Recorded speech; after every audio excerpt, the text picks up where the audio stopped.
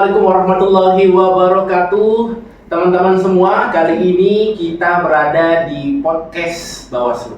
Kita akan mengupas tentang bagaimana pandangan masyarakat dan tokoh-tokoh yang ada di lingkungan Lombok Tengah terkait dengan demokrasi, pemilu, dan juga Bawaslu itu sendiri. Dan tidak kalah pentingnya, di dekat saya ini hadir pembicara spesial kita yang akrab dipanggil Bang Obok. Ya mungkin pemirsa di luar sana mungkin sudah kenal ya Bang Obok ini kiprahnya bagaimana dalam dunia politik. Tapi mungkin banyak juga yang belum tahu nama asli beliau sebenarnya di luar sana. Boleh perkenalkan dulu Bang Obok, nama aslinya bagaimana, dari mana, serta latar belakang yang selama ini Bang Obok aktif dalam dunia aktivis seperti apa? Saya nama aslinya itu Bahidin Ahmad. Terus saya lahir di pesantren, sehingga mengenal dunia aktivis itu mulai dari pesantren sebenarnya. Kemudian berkuliah, saat kuliah di Bagu saya ikut gabung PMI sampai jadi ketua PKC PMI Bali Nusra dulu. Setelah itu kita ikut karena pernah berorganisasi, pernah pimpin organisasi mahasiswa, ya dunia kita ikut terbawa ke arah dunia politik jadinya. Sejak saat itu kita jadi tertarik dengan isu-isu politik, dunia politik lah. Berarti Bang Obok ini bukan baru kemarin sore ya pemirsa ya, dia aktif dalam dunia kepemiluan. Tapi memang sudah dari pesantren. Pesantrennya Bang Obok di mana? Saya di Pondok Pesantren Kamarul Huda Bagu. Oh, di Bagu ya. Tapi menariknya di sini Bang Obok, kalau tertarik dalam dunia kepemiluan itu kapan? Saya sejak aliyah itu sudah gabung partai sebenarnya. Sejak aliyah sudah gabung partai. Sejak aliyah sudah gabung partai, sudah belajar berpolitik. Sejak aliyah itu sudah gabung partai setelah kenal OSIM namanya kalau di madrasah itu, kalau di sekolah negeri namanya OSIS, kalau di madrasah namanya OSIM. Dari OSIM ini terus kita belajar, kemudian tertarik. Sejak itu terus saya mulai gabung partai sejak aliyah itu. Berani sekali sejak umur SMA sudah gabung partai. Saya aja udah lulus kuliah belum siap gabung partai Bang. Saya malah nyari CPNS Bang, bukan partai. Jadi luar biasa aktifnya beliau dalam kepemiluan, memang sudah tidak diragukan lagi. Cuman karena selain juga beliau memang aktif sebagai aktivis, beliau juga aktif dalam berbagai hal, seperti juga ikut terjun dalam organisasi keagamaan ya Bang ya. Nah, cuman menjadi pertanyaannya Bang, emang apa sih kontribusi yang selama ini yang bisa diberikan oleh aktivis, oleh teman-teman di luar sana terkait dengan pemilu kita Bang? Ya, tentu gagasan-gagasan besar bangsa ini diciptakan dari diskusi-diskusi, dan yang selalu aktif diskusi itu tentu para aktivis. Karena mungkin waktunya agak longgar sehingga aktif berdiskusi jadinya, sehingga gagasan-gagasan itu lahirlah dari para aktivis, termasuk gagasan tentang pemilu baik sejak zaman Orde Lama sampai reformasi. Itu kan gagasan-gagasannya itu dibangun oleh para aktivis itu, sehingga pemilu kita terus bisa berjalan sampai sekarang, walaupun dengan begitu banyak dinamika yang tidak bisa kita nafikan. Tentu ada kekurangan dan kelebihannya. Oh ya, betul Bang. Memang kuliah itu tidak cukup hanya di ruang kelas saja berarti Bang ya. Dulu memang organisasi yang Abang ikuti apa Bang?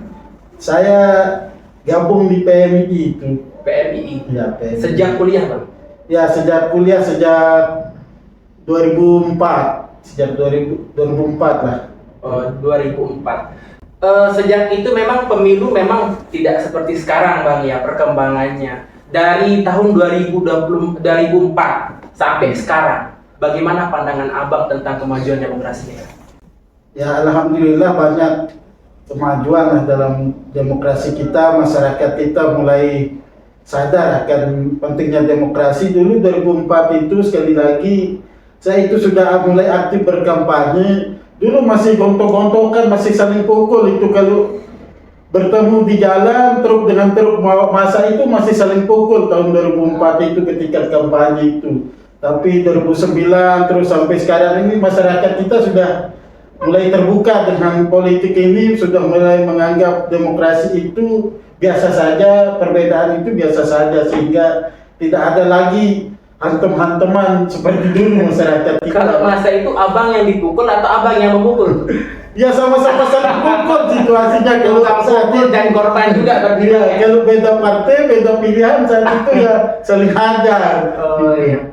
Dan Bang Obok ini juga ternyata aktif dalam pemilihan, terutama di lingkungan Lombok Tengah, Bang ya. Nah, terakhir pemilihan tahun 2024. Apa tanggapan Bang Obok terhadap pemilihan yang terjadi tahun 2024? Sekiranya apakah dalam pemilihan itu ada kemajuan atau bagaimana? Bagaimana tanggapan Abang terhadap pemilihan ini? Alhamdulillah kemajuannya sangat luar biasa 2024 kemarin ketimbang 2019 itu sangat gaduh pemilu di Lombok Tengah. 2024 kemarin itu ada sedikit-sedikit kekurangan, tetapi kalau dihitung perubahannya dari 2019 ke 2024 itu sangat jauh berbeda lah. Tidak ada lagi kantor Bawaslu, kantor KPU, tempat penghitungan suara yang dirusak-rusak yang kemarin itu ya. Kurang mungkin Ya, tidak ada kantor camat yang jadi tempat kemarahan massa. Yang kemarin itu alhamdulillah lebih terbuka lah, sehingga masyarakat bisa menerima hasil-hasil daripada pemilu kemarin sehingga tidak terjadi kegaduhan. Terus untuk Bawaslu sendiri, menurut Abang tuh sampai sekarang ini berarti ada kemajuan enggak dalam mengawal demokrasi? Tentu kemajuannya sangat banyak, tetapi mohon maaf, kritik saya kepada Bawaslu ini, tugasnya itu negara masih terlalu sedikit ngasih tugas sehingga tidak bisa mengeksekusi terlalu banyak. Oh, berarti kewenangannya Bang ya, Iya. secara kewenangan. Secara kewenangan, jadi kalau kecurangan pemilu, Bawaslu tidak bisa terlalu banyak mengambil peran itu. Oh, iya. Begitu Siap. saking tidak punya peran sehingga harus digabung dengan kepolisian dan kejaksaan ketika setiap pemilu untuk urusan-urusan pelanggaran pemilu, karena Bawaslu sekali lagi peranannya masih kurang sehingga tidak bisa mengeksekusi langsung pelanggaran-pelanggaran itu. Oke, luar biasa beliau ini. Saya aja tidak berpikir sejauh itu karena saya masih baru di Bawaslu Kabupaten Lombok Tengah. Iya. Cuma beliau lebih luar biasa pandangannya, masukannya berarti lebih karena kewenangan Bang Ya, untuk ditambah kewenangan harus kewenangan. ditambah. Oke.